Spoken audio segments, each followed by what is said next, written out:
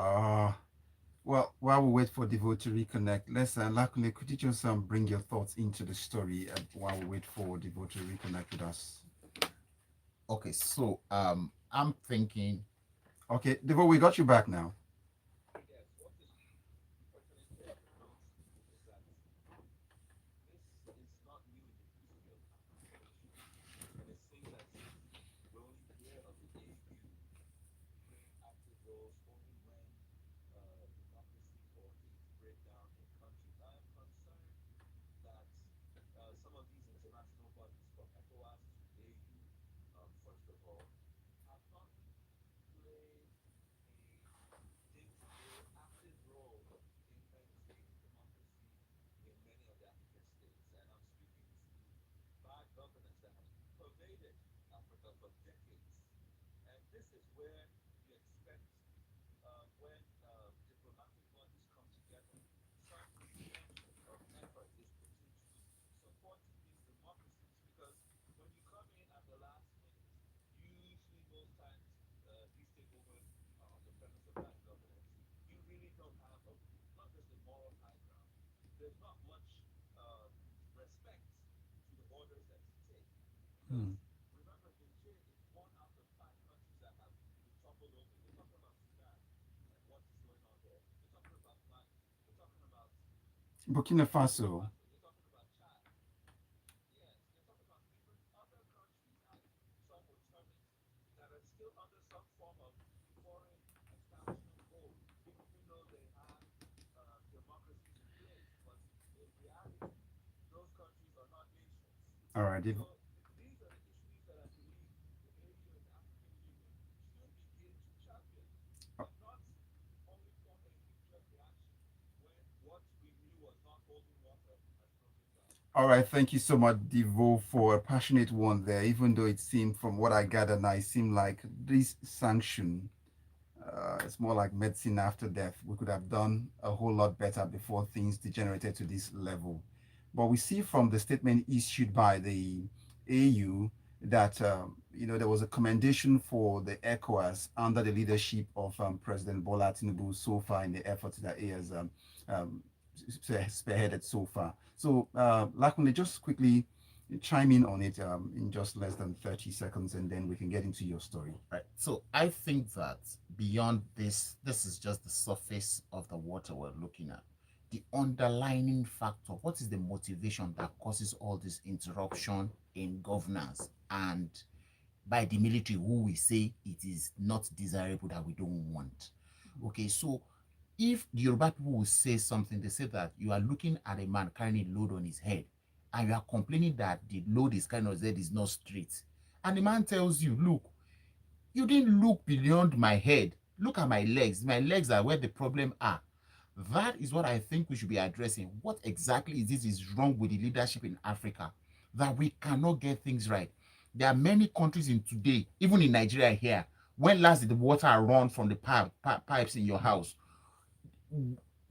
We have organizations coming from all over the world who come and do NGO work and funding, looking for water.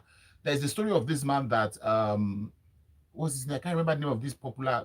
Used to be a wrestler. Bought a house for in the US. The man is an NFC fighter. The Yeah, first money he made, that's John he, Cena. Not John it's Cena not now. John Cena. I can't remember. The first money the man, the African from Zimbabwe made Yes. from his win, he sold the costume he used to fight. And he sent it back home to Anyone build who's water anyone for who's his village. anyone who's seen this movie, there's this the franchise Fast and Furious. That's the Yeah, guy we're talking about. yes. That's the guy with The the guy with the bulk. big Yes. bulk body. Yes, I can't remember his name off the top of my head. So you can see the man went to the US. He was living on a couch in the gym. But the first money he made, he sent it to his village to build a borehole. It was that motivated the other guy to go and buy him a house to live in because he was moved by his story. So if our leaders are not doing the right things, these things will keep happening, and then we have all these sound bites all over again. And we need to look at that. Okay. Well, that said, it seemed more like even Sergio Mane spends his money after playing football to build houses and estate and recreate his village because he doesn't like it. Well, let's get into your story now. Daily Post here screams out the headline: UK police charged ex-Nigerian minister Madueke with bribery. How did we get to this point? Okay, so this just tied into what I've just said. You can just see this is someone who had a beautiful career in the private sector. She rose to become an executive director of human resources in a multinational in this country. She became, she's belonged to well-to-do families, right? By birth and by marriage. And then you have become a minister, and then at the end of the day, these are the stories we are hearing about you. Whether true or false, it's difficult to say that these things are not true, because before this thing make the news, these guys had done their homework, right? Let me just give you a few of the details of what the issues are. So the National Crime Agency of the United Kingdom, working with several bodies, including the International Anti-Corruption Agency, the EFCC, blah blah blah blah blah, have said that they have discovered, or they have reasons to believe that Diezani Alice Madueke has, they've recovered $53 million in assets, right? And they included that in, and they also included that there are also bribery charges against her, including receiving over £100,000 in cash, chauffeur-driven cars, flights in private jets, luxury holiday for herself and her family, and multiple London properties. So these are the things that, it's unfortunate that we speak about corruption, stealing, pilfering, all of these things in our country today. It suggests to me that if the amounts of money that we are talking about is this much, it means then that it is visible. Then that means that we can identify people who do it. Then why are we not prosecuting them? So when these kind of things happen, you, me, everybody in this studio today, everybody out there, we hear it, we get angry. And then this is what motivates the soldiers who say should stay in the barracks, to play on our anger, to house the government we are democratically elected. And then the cycle goes on. The soldiers also do their own pillaging, they go away, right? So why can't we break that cycle? It's easy to break. People in Africa are ordinarily not difficult to govern. But here we are. Um, for about 5 to 6 years, she was in government. 5 to 6 years. And we're hearing this kind of money. How much is $53 million in today's naira, for example? Let's for a moment think about what $53 million can do for an average one single village in Nigeria. Let's just imagine it for a moment so that we can see how much. And this is just one. This is not all that we know. We had a former head of state whose child came out to boast that they can never, but all the money that has been recovered from them is small compared to what they have left. And we have not done anything about that, and so on and so forth. Okay. Well, thank you very much. That's if you just joined in, you're on to Freshly Pressed on Smooth 98.1 FM. Be sure to send in your thoughts onto the platform 0809-444-0981, expecting the messages to come in. The Rock was the wrestler we were talking about. Thanks. A listener sent that one in. Sometimes it just slips there, but thanks for Thank that, you. for coming to the The Rock. rescue. The Rock. I saw the visuals too. So let's get on to Devoe. The Vanguard is right before you, Devoe. So we see it's saying that stop taking complaints against the police officers to social media. That's the acting IG urges the public. If we satisfy you, tell us. If we don't, come and tell us. Devoe, but take it away. Well, acting IG, I kind of wonder if he's going to, if he's going to become the substantive with statements like this, because as you can see already, there's some jiggles in the studio. But he was speaking at a stakeholder forum where in Ibadan, that's Ibadan State High Command, where he was urging those who were listening, which eventually has come to the press, um, to when people have issues with when people have issues with when people have issues with the police, or you have complaints, that you should not go to the social media, that you should feel free to come forward and complain to the commissioners of police, that's the CPs as they're known. That every state has commissioners of police Um, Mr. IG, I didn't know that every state had commissioners of police. I'm not sure I've seen one. However, some of our members behave. We cannot guarantee that all of them will behave well all the time. However, the superior officers, as well as the CPs, will take up these issues to ensure justice. There's a lot of falsehood, misinformation, disinformation on the social media, and that even if you don't go to the CP, you can also go to the police public relations officers. Now he was saying he now mentioned two things that the police was looking at reforming, and to that extent, modern policing is community based. On the point of reforming, we'll just hold your pause there. When we come back, you build on the thought. We're listening to Freshly Pressed on Smooth 98.1 FM. Stay tuned. Food breakfast right here on Smooth 98.1. Are you in a state of dying? Is it fun? I couldn't hold back my I'm here to tell Is it you fun? about Even though I've seen the ARM thing is all before. about But you are ensuring saying your it. financial goals are met. Haja, what No happened? matter who you are or You've what become you do, Christian this week. whether you have investments because she Yeah. didn't carry, Success, because sorry. she didn't cover her head, Abi. personal That's how development, she became you might Christian. want She's to back to Yoruba girl. Next week or your she'll rent is due, move to buying some Hadiza. properties, or preparing for the future. Producer, ARM where is he has now? got you Kilo covered. day. And she doesn't There look are a lot Yoruba of through. mobile apps out there promising you Yes, to sir. grow your money. But ARM has I'm just everything kidding. you need to Don't What grow. about your- Nobody You looks are at me. your All of salary? us You are work. just to be. human beings. Start your wealth creation today And you by people are not downloading bothered. the ARM One app from Google Play Store. That thing cost or some heavy iOS Store. millions. Of. There are What? great The options server for room. everyone. The And you AC can is even not on. start with as low as You 1,000 should leave it naira. open That's so that amazing. it can come. For more No, she wants to information, fry us. You have plans to visit fry us this morning. arm.com.ng That's why she's or call gatekeeping. 01 271 5002. You will not walk. That is 01 271 5002. Why is this thing still on since he's here? Funky Fly. Silky Smooth. 98.1. We're back.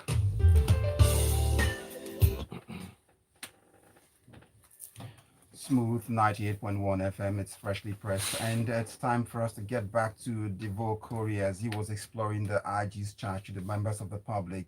Come to the authorities if you find any of these men wanting. So we're Yes. talking of reforms. So he was speaking to the reform aspect, saying that modern policing is community based, technology driven, and intelligence led. And this is what we're going to focus on in the Federation. We're changing our policies. He said a lot of big words there, and I'm struggling to, lump these words with the police, the Nigerian police force, in the same sentence. Modern policing, I'll leave the public to make a judgment on that. Technology driven, if you're technology driven, you shouldn't be disturbed about social media. You should be filtering the facts since you said you're intelligence led.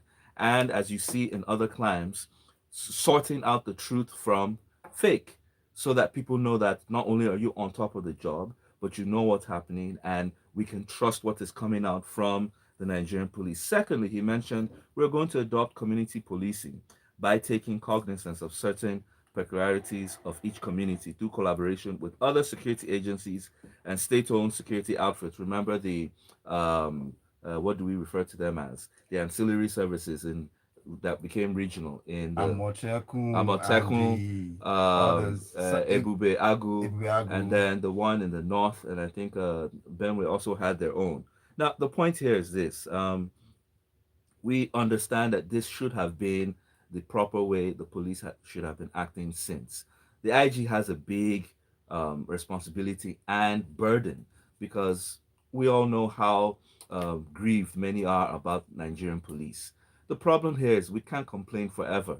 It's literally become a matter of national emergency whereby, and I always say this, for the little money that we have, because this reform will require some funding, especially now with this administration. I hope, as part of their national security strategy, the intention is to take a bit of the funds that has been going towards the military, the armed forces, and channel it towards the national security services, which is the police. It's the police that is meant to uphold internal Civil, affairs, yes. security, and the retraining starts from the very bottom all the way up to the top to the IG himself. And not just in equipment, not just in softwares, but in terms of retraining conduct, structural mind adjustment, for them to function. And I think if I'm a member of the PCRC, that's the Police Community Relations Committee, if you come close to the police, you realize that they've been neglected. They are literally the forgotten child in government. You need to, and I speak boldly because if you visit, I know many Nigerians don't dislike them, but please visit their offices. You watch films every day, you know how police should function. Visit the offices of your own community police and confirm whether these people are the ones that are going to actually uphold security in your area. Now, that's not to talk of the fact that they're depleted. You have 200,000 people with just barely, if you remove those that are doing VIP services, 300,000. That's one policeman to 200,000 people. All right, Devoe. Is that humanly possible? Thank you so much, Devoe. Yeah, point made already, and Yeah. that's a passionate appeal. A good pitch you've made for them, better than even probably some of the officials, senior officials would have done for them. But thanks so much, Devoe. As we go to Lakunle this morning, this Punch newspaper is saying government plans electric vehicle mass transit scheme. Well, is this part of the palliative we're waiting to roll out, or the CNGs? Well, take it away from here. Okay, so the new minister, I guess, is taking off from where the immediate past minister um, left off, and then since the how do I even say it? The end of the subsidy regime. Yes. We've heard a lot about electric cars, CNGs, blah blah blah blah. So for me, the first thing I'd like to say is that, are we putting the cart before the horse in this matter? Okay, so it's easy to buy the electric cars. Where are the infrastructure that would make the electric cars function, that will make them do what they're supposed to do? For example, the charging points. So if we talk about the charging points, then how are we powering the charging point itself? If we talk about those ones, then we talk about the vehicles themselves. Where are the expertise to maintain, to fix, to service them? And so on and so forth. So it's not enough to have money. For life of it, I can possibly afford to buy a SUV right now, but then do I have money to keep it on the road? For example, if I'm going to fill the tank of SUV today, I'm going to be needing something in the region of about a 70,000 naira. Can I afford 70,000 naira every other week to keep the car on the road? So that's the mentality I'm looking at this from. Okay, so a second look again, then it's, are we modeling our plan against somewhere where this thing has worked before? Is there any country in the world where they've done this? They are using electric cars for public transportation. Are we the ones developing our own? How long have we put it on the plan? What looks like? Is it just that we think that because vehicles are available that can be powered electronically, then we can just buy it and bring it here?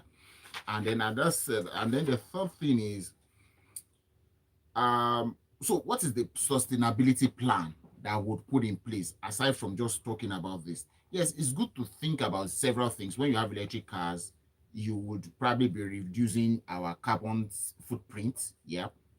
The thing about global warming and all that every country in the world is large about. We'll probably be looking at that. We'll probably looking at saving on a lot of other things. But the bottom line, the foundation of it that we need to address are those things I've earlier mentioned. And I hope that all those things are available, and are things that maybe because probably we are far from government, we don't see that. Maybe when we see the end result, we'll be able to appreciate it more. But it's neither here nor there for me right now to say this is what it is, but those concerns exist. Okay, I wish you could say it is what it is, but you are not saying it is what it is. But bottom line is, there is also, in addition to this, the electric vehicles, there's the compressed natural gas also that the government is thinking about rolling out. But let's get to the messages as they wait for us now. Chima from Surulere says, good morning, Smooth FM. As a matter of fact, there is nothing like constitutional order in West Africa where people rig themselves to power and enact bad governance. Is a shame. ECOWAS should leave Niger alone. That's according to Chima. And I see Austin still typing for ages, but when it drops, we'll see what it's been typing. We hope it's well, let's see this one. Okay, it was a Tajuddin who sent in the message asking, are you talking about the rock? Yes, it was the It's rock. the rock. Yes, so thanks for that, for coming to the rescue there. And then and they do send in a message asking if it's Vin Diesel, but no, it's The Rock. Let's move on to the next. Dami from Ikeja goes on to say, okay, someone once described democracy in Africa as the ability to choose your next dictator. The problem of democracy in Nigeria, in Africa, that's what it's in Africa, is that it has failed to address the problem of governance, strong institutions, rule of law, respect for human rights, guarantees of basic social needs are the real issues that we need to confront. Perfect. Dami from, and then he sums up on the Desiani charges to be soon to be tried in October. Dami says, when did it become a flex to outsource holding our leaders accountable to foreign countries? So Dami has got that one in here for us.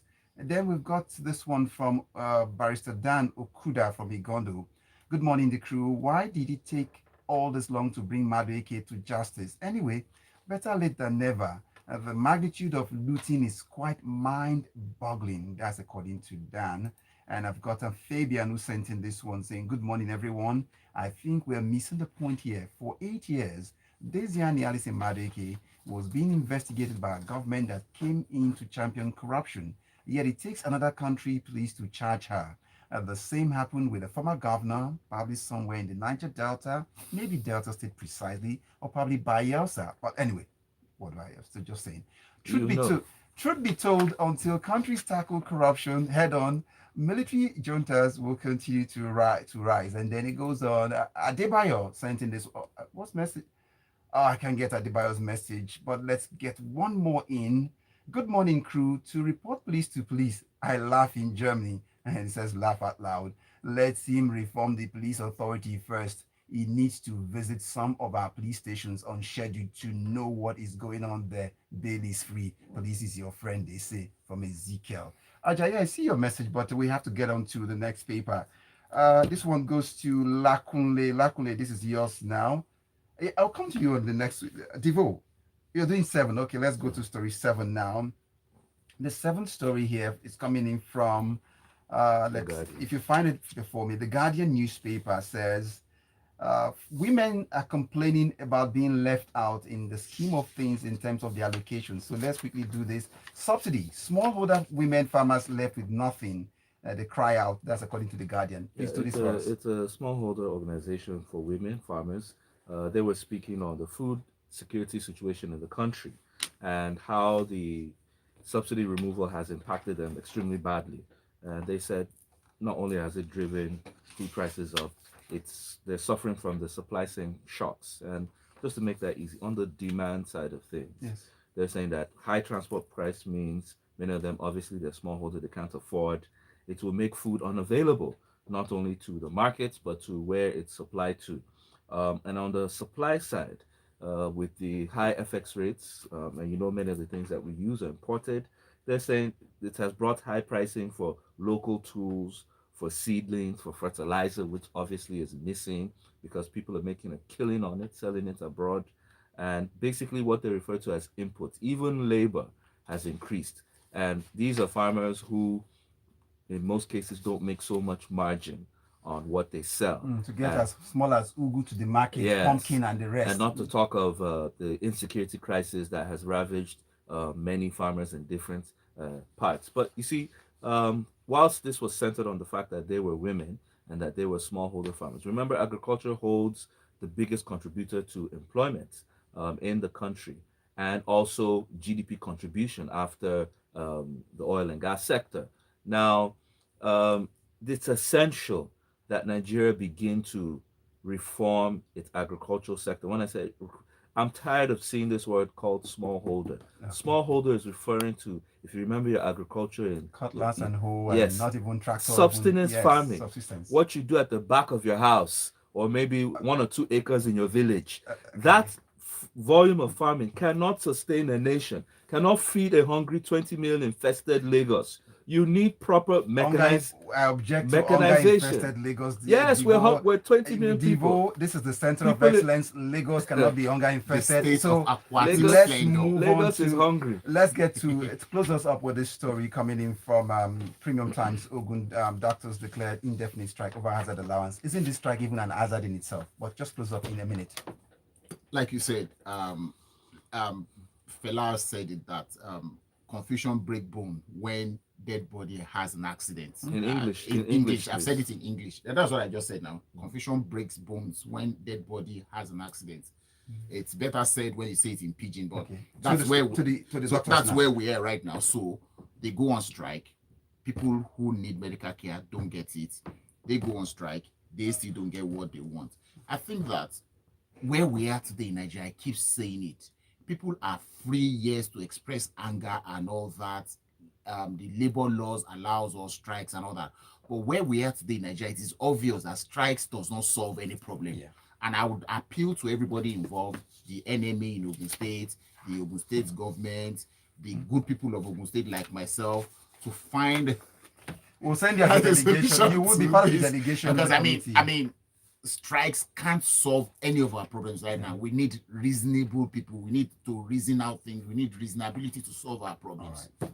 So thank you so much, Lakunle. But let's go over to close up with the messages. I see Ajayo Lonilua saying, good morning. The IT9 GP is being economical with the truth by saying citizens should take their complaints to the Commissioner of Police instead of the media. The structure of the police is such that no complaint or even petition can get past the point where it is filed. That's just briefing the message quickly. I see Dada from Ogba. It says, good morning, sir. Our leaders mismanage our money spent part here in Nigeria and kept the rest in advanced economies. The advanced countries kept the money and loan us to pay interest, use the remainder to develop their economy. When Madwekwe was laundering those money, what were they looking at? Chioma, good morning to you. Says, just tuned in. You didn't post the headline. Okay, it will be up for you. So thank you, Choma. We've seen the message there. I see Austin. I see Tolu 50K. That's how far we can go on Freshly Pressed this morning. Thank you all so much. Devoe Okorie, I would have course to come back to you later on in the day, so we hope you'll be there. Lakunle, thank you so much. Thank you for having me. And it's a wrap on Freshly Pressed. My name is Omatseye Atsenuwa. Good morning. Please stop using the